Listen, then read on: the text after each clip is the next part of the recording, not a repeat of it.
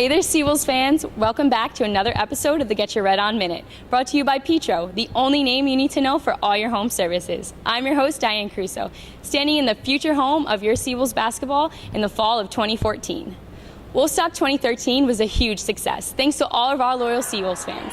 We packed LaValle Stadium with a record crowd of 11,000 people. Our football team has been on a roll since homecoming, winning the last two games, including a 24-point victory over Colgate just last week.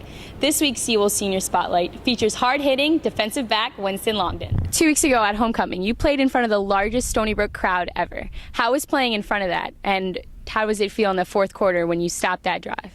It was fun. Especially like my family came. It's like almost everybody came from like different states. It was fun.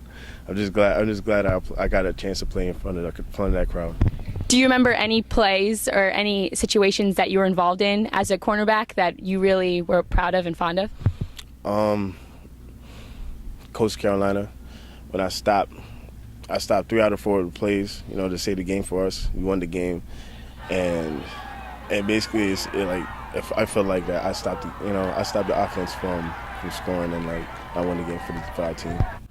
Okay, so what would you rather do? Intercept the game-winning pass or have an interception for a touchdown? Interception for a touchdown, because for a defensive player, that's the greatest play you can have as a defensive player. Yeah. Why would you say that's the greatest play for a defensive? Because as a defensive player, that's the only way you can score, and almost every football player wants to score a touchdown. Yeah. Out of all your years here at Stony Brook, what's been your fondest memory, and how are you going to top it this season? Fondest memory. Intercepted by number 6, Winston Longden. See, this last question. Damn. That's the only one I'm thinking about. All right, I'll say, okay, in the playoffs, my first playoff game versus Villanova, which is home. When we won that game, I felt that was the fondest memory I ever had, because that was my first collegiate football game and I won it. So it was just great. It was just a great feeling. I just wanted to keep winning games, but unfortunately we lost Montana State. But that was my fondest memory. Yeah. And how are you ready to top it with your Seawolves today? I'm trying to get them, past second round. For 3 years straight we went second round. So you just probably this year, we could still, hit the playoffs and still, and get past that second round. Yeah. How are you and your boys feeling this season? This season we're confident.